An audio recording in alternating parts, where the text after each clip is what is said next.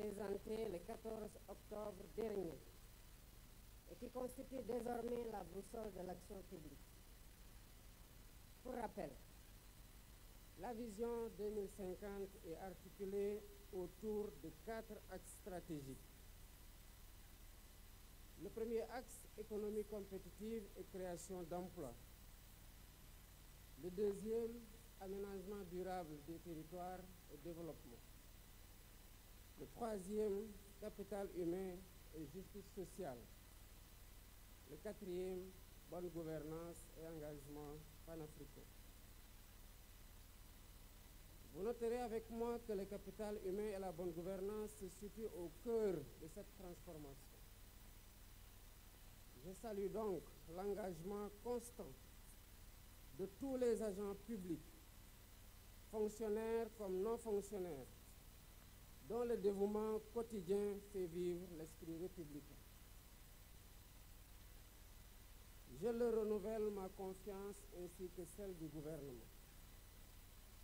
Je souhaite également souligner le rôle crucial des cadres, dirigeants, pièces maîtresses de la haute fonction publique, qui secondent le président de la République et le gouvernement dans l'élaboration et la mise en œuvre, ainsi que de l'évaluation des politiques publiques. Au demeurant, au terme de 9 mois d'exercice du pouvoir, les constats sont alarmants. Nous faisons face à un État contraint, dont les marges de manœuvre budgétaires et financières n'existent quasiment plus. Ensuite, une administration républicaine, certes, mais manquant de cohérence et figée dans des schémas dépassés, alors même que nos réalités socio-économiques évoluent rapidement, marquées notamment par la transformation numérique et l'essor de l'intelligence artificielle. Puis, un secteur parapublic hypertrophié, doublonnant souvent avec l'administration centrale, qui est budgétivore et dont la contribution aux dividendes de l'État reste trop faible. Enfin, des services publics complexes et coûteux qui limitent l'efficacité des politiques publiques et ternissent l'image de l'État. Dès lors, il est impératif de refonder notre administration pour la rendre plus moderne, plus proche des citoyens et plus efficiente dans ses missions. C'est l'objectif même de cette conférence des administrateurs et managers publics, qui se veut un cadre de dialogue, de réflexion et d'orientation stratégique. Mesdames et messieurs, pour ancrer cette volonté de modernisation, il est essentiel de rappeler les 3 principes directeurs qui régissent la fonction publique. Le premier, le respect de la hiérarchie, indissociable de l'autorité de l'État. Le deuxième, la primauté de l'intérêt général, incarné par le président de la République et le gouvernement, eux-mêmes investis de la légitimité populaire. Le troisième, la solidarité gouvernementale, principe fondamental qui exige un respect total envers les membres du gouvernement et envers l'institution gouvernementale elle-même. Je n'entrerai pas dans les détails des attributions institutionnelles.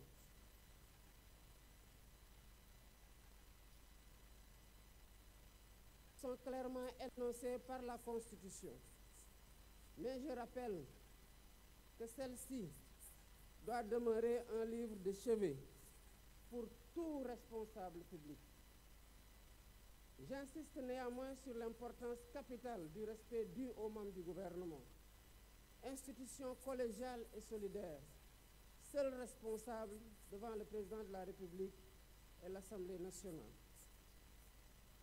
Par voie de conséquence, les dirigeants des administrations centrales et des entités du secteur parapublic relèvent de l'autorité du Premier ministre, lui-même chef de l'administration, et des ministres et secrétaires d'État.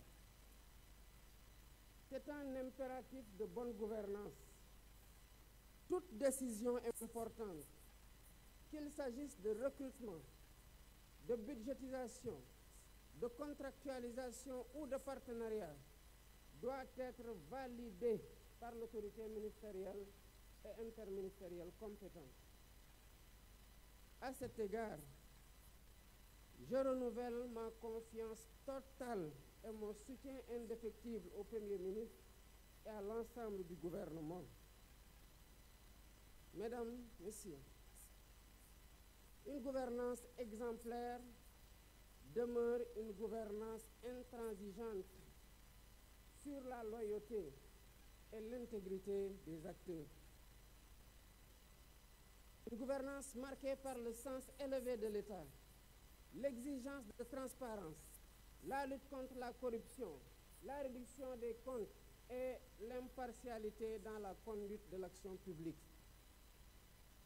Sous ce rapport, l'adoption prochaine d'une série de lois sur la transparence dans le but d'améliorer durablement la gouvernance publique traduit une volonté politique soutenue de créer dans le secteur public un environnement sain, propice au travail de qualité au service du bien-être des populations, quelle que soit leur localité de résidence.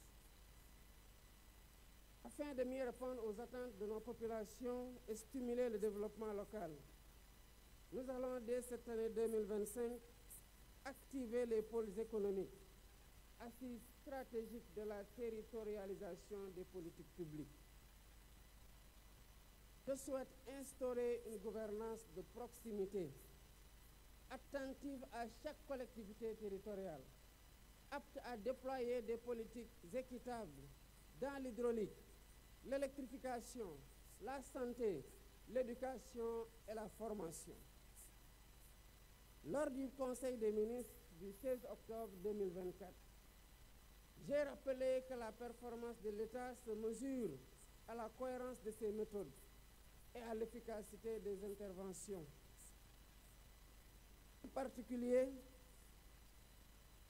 pour accompagner l'industrialisation de nos territoires et le développement de filières stratégiques créatrices d'emplois. Dans cette optique, je signale l'importance de la refondation de l'action des pouvoirs publics qui doit être conforme aux besoins et aspirations des populations, en repensant la déconcentration et en revitalisant la décentralisation. Repenser la déconcentration, c'est évaluer la mise en œuvre de la charte de la déconcentration de 2020. Repenser la déconcentration, c'est évoluer vers une nouvelle doctrine de déconcentration plus avancée qui impulse un État central cohérent dans son organisation et ses processus de prise de décision et d'action. Repenser la déconcentration, c'est développer un État territorial performant, mieux coordonné avec ses services, restructuré et optimisé, dirigé par des autorités administratives, gouverneurs, préfets, sous-préfets, autorités administratives davantage responsabilisées et évaluées annuellement sur la base d'objectifs assignés. À ce titre, je demande au Premier ministre de définir un nouveau dispositif d'approfondissement de la déconcentration au sein des ministères et au niveau territorial. Parallèlement, nous devrons revitaliser la décentralisation en réexaminant le découpage administratif des collectivités, les compétences qui leur sont transférées et la fiscalité locale, tout en prévoyant des mécanismes de financement plus adaptés aux besoins des collectivités. Ce travail de révision se fera en concertation avec les élus locaux et les acteurs territoriaux. de manière à promouvoir une subsidiarité efficace et un développement territorial équilibré. Monsieur le Premier ministre, Mesdames, Messieurs les ministres, Mesdames, Messieurs, un État stratège confère des délégations à des entités publiques, mais veille à l'exemplarité de leur gouvernance et à leur performance. C'est pourquoi j'attache une importance primordiale à la supervision du secteur parapublic.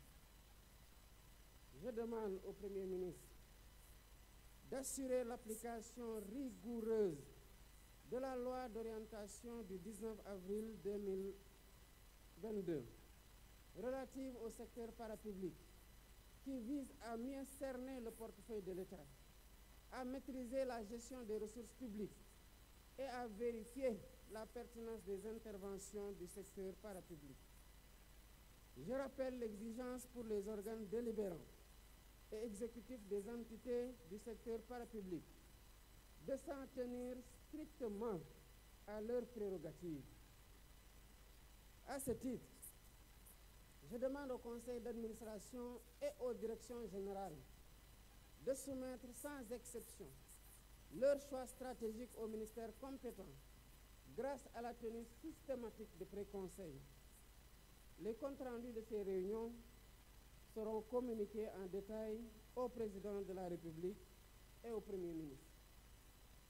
Il en va de même pour les décisions de recrutement et de rémunération. Celles-ci feront l'objet d'un encadrement réglementaire strict afin de préserver à la fois la cohérence des politiques budgétaires et la soutenabilité des finances publiques. Ce rappel illustre l'ampleur des défis posés par la gouvernance du secteur parapublic, dont la performance et le contrôle exigent une vigilance de tous et à tous les instants. J'attire l'attention sur l'importance d'une gestion rigoureuse des entreprises publiques qui doivent être administrées selon les meilleurs standards internationaux. Ne saurait constituer un fardeau pour la nation. Au contraire, leur contribution à la prospérité collective doit être évidente. J'invite donc le ministre des Finances et du Budget, ainsi que le ministre de l'Économie, du Plan et de la Coopération, à évaluer et à actualiser la doctrine de gestion du portefeuille de l'État. Cette révision se justifie par les risques économiques, budgétaires et financiers que certaines entreprises publiques d'envergure peuvent faire peser sur nos ressources nationales. Je demande en outre au Premier ministre, en coordination avec le ministre secrétaire général de la Présidence de la République, de définir une liste précise d'entreprises publiques stratégiques, parmi lesquelles certainement la Sénélec, Petrosen, la SAR, Air Sénégal, le FONSIS, le groupe La Poste ou encore le port autonome de Dakar. L'énumération, évidemment, n'est pas exhaustive. Leurs modes de gouvernance devront être renforcés afin d'instaurer un contrôle rigoureux et permanent de leurs activités et de leurs performances. Au demeurant, j'ai déjà requis du chef de gouvernement la réactivation du comité interministériel de suivi et de restructuration des entreprises en difficulté. Celui-ci aura pour tâche d'identifier les failles de gestion et de proposer des solutions pérennes. Le Premier ministre engagera également une évaluation minutieuse des agences d'exécution et structures analogues, dont certaines dupliquent les missions de l'administration centrale tout en grevant le budget de l'État.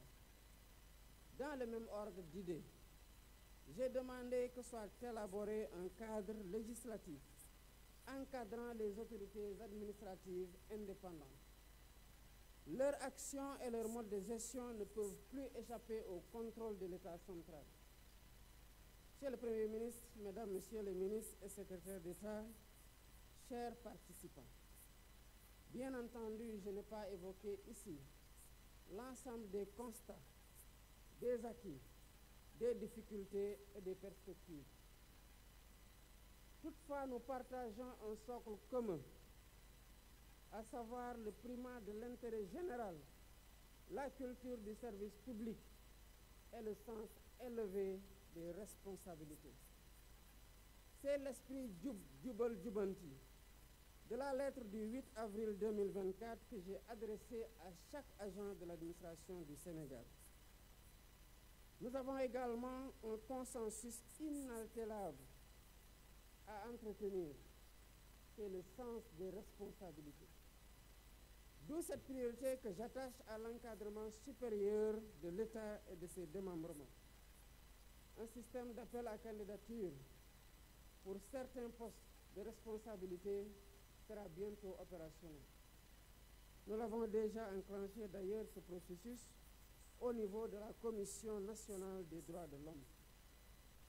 Mesdames et messieurs les dirigeants responsables des structures publiques et parapubliques, le rôle que vous jouez dans la conduite de l'État requiert un engagement total, une loyauté absolue, une déontologie exemplaire et une intégrité à toute épreuve. Il exige aussi une parfaite connaissance de l'organisation de l'État et de ses procédures, notamment celles régissant la commande publique. Sur ce dernier point, j'ai déjà reçu du Premier ministre le projet de création d'une agence nationale de centralisation de la commande publique. Notre objectif est de rationaliser les dépenses de l'État et d'améliorer nos marges de manœuvre budgétaires dans le cadre d'un assainissement durable et d'une gestion vertueuse de nos finances publiques. C'est ensemble que nous parviendrons à construire une gouvernance de souveraineté, une gouvernance de solutions, une gouvernance de résultats. Dans cette dynamique et sous la coordination du ministère des Finances et du Budget et sous la supervision du Premier ministre, je vous demande de finaliser les lettres de politique sectorielle dans chaque ministère et d'instaurer une culture du dialogue de gestion tant au sein qu'entre les ministères. Cette démarche est essentielle pour renforcer l'efficience et produire des résultats concrets dans le délai fixé à chaque entité. J'en appelle aussi à la généralisation du management de qualité dans l'ensemble des structures publiques et parapubliques.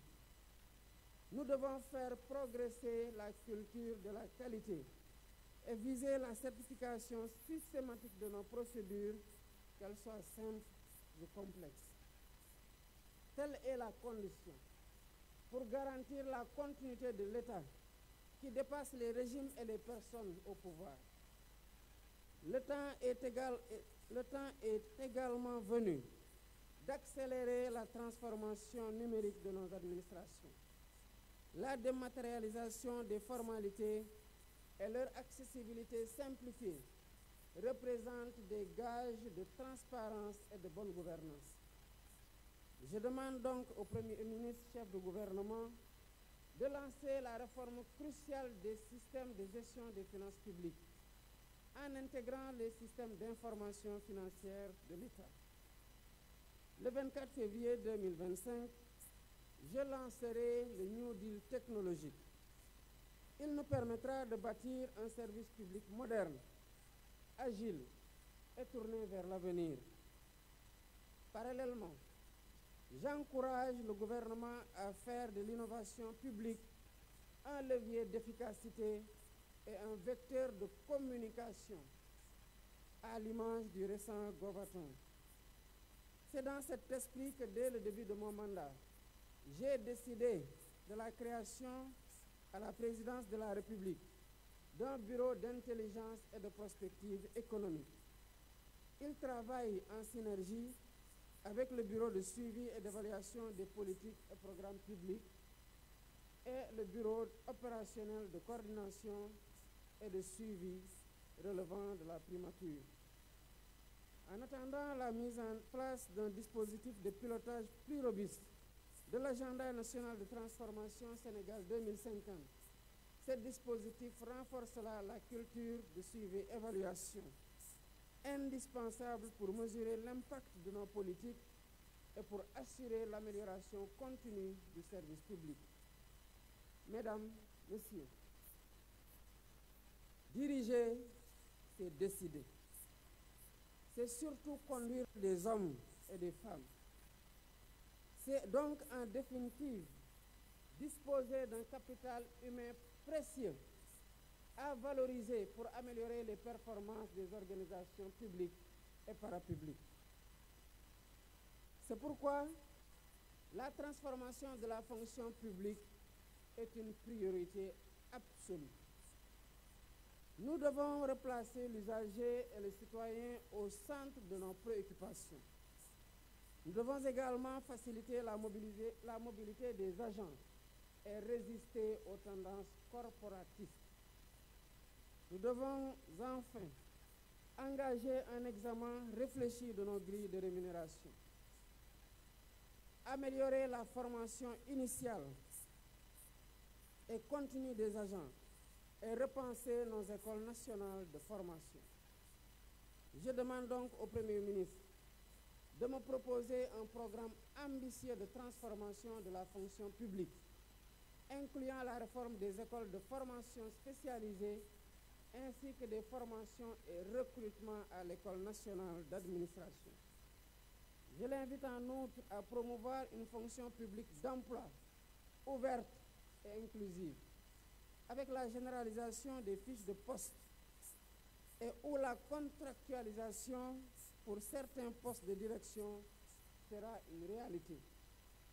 Au demeurant, le bien-être au travail constitue un impératif de motivation et d'efficacité. Le Premier ministre veillera à une gestion rigoureuse de l'immobilier public, à l'amélioration du cadre de vie dans les administrations et à un usage optimal des équipements informatiques et des services numériques qui seront préalablement validés par le ministère en charge du numérique. Monsieur le Premier ministre, Mesdames, Messieurs les ministres et secrétaires d'État, Mesdames, Messieurs, la marque de l'État, c'est sa capacité à décider. Quant à l'administration, sa marque réside dans sa force d'action, à travers la mise en œuvre d'une vision approuvée par le suffrage du peuple souverain. Je ne saurais clore mon intervention sans saluer la qualité de notre administration et sa prodigieuse faculté d'adaptation, même dans les périodes de profonde réorganisation. Je sais pouvoir compter sur l'enthousiasme et la mobilisation de chacune et de chacun pour redresser le pays et pour bâtir un État au plus près des populations et à la hauteur des défis de notre époque. Je félicite le Premier ministre et le gouvernement et l'ensemble des personnalités présentes ici et leur renouvelle mon soutien et mon appui. Cette première édition de la conférence des administrateurs et managers publics, qui deviendra une rencontre annuelle à thème, constitue un moment d'introspection et de convergence. C'est un séminaire gouvernemental élargi où nous affinons notre vision et harmonisons notre compréhension des missions qui nous incombent et des règles qui gouvernent notre action. Je vous souhaite une journée féconde, riche en réflexions et en propositions de grande valeur. Je déclare ouverte la conférence des administrateurs et managers publics